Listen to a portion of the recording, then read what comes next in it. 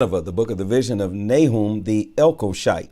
God is jealous, and the Lord revengeth. The Lord revengeth, and is furious. The Lord will take vengeance on his adversaries, and he reserveth wrath for his enemies. The Lord is slow to anger and great in power, and will not at all acquit the wicked. The Lord hath his way in the whirlwind and in the storm, and the clouds are the dust of his feet. He rebuketh the sea and maketh it dry, and drieth up all the rivers. Bashan languisheth, and Carmel, the flower of Lebanon, languisheth. The mountains quake at him, and the hills melt, and the earth is burned at his presence, yea, the world and all that dwell therein.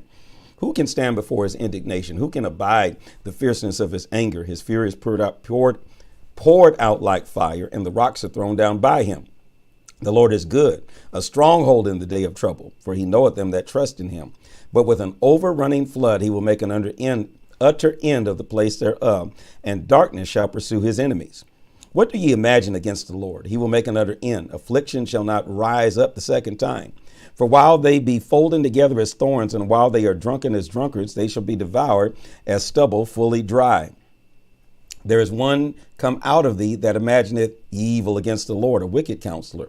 Thus saith the Lord, though they be quiet, and likewise many, yet thus shall they be cut down when he shall pass through. Though I have afflicted thee, I will afflict thee no more. For now will I break his yoke from off thee, and burst thy bonds in sunder. And the Lord hath given a commandment concerning thee, that no more of thy name be sown.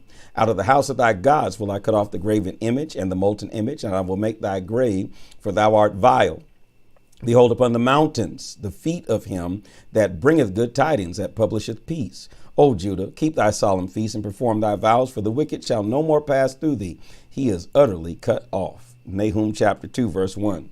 He that dashes in pieces is come up before thy face. Keep the munition. Watch the way. Make thy loins strong. Fortify thy power mightily.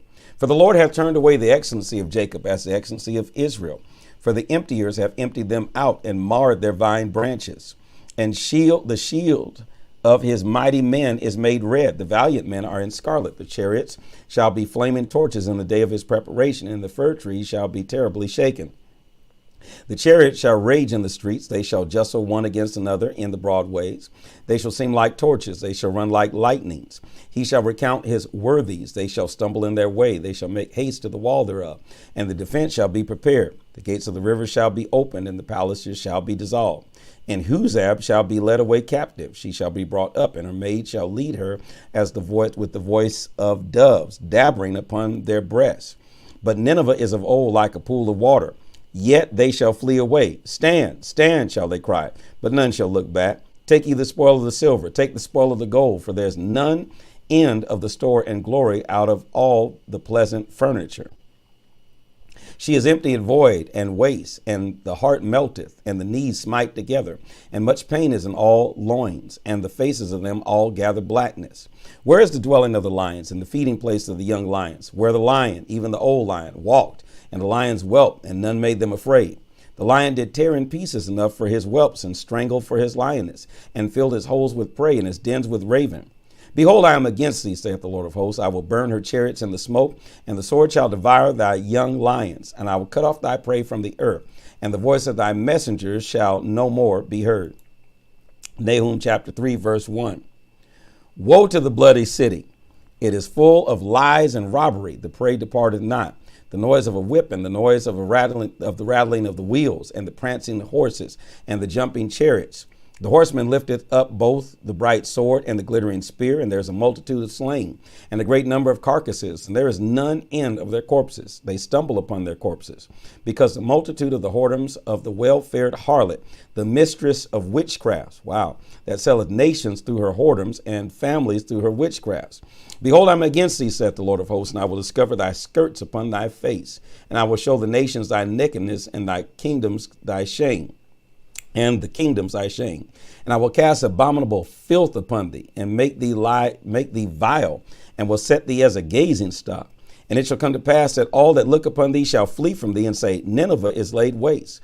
Who will bemoan her? Whence shall I seek comforters for thee?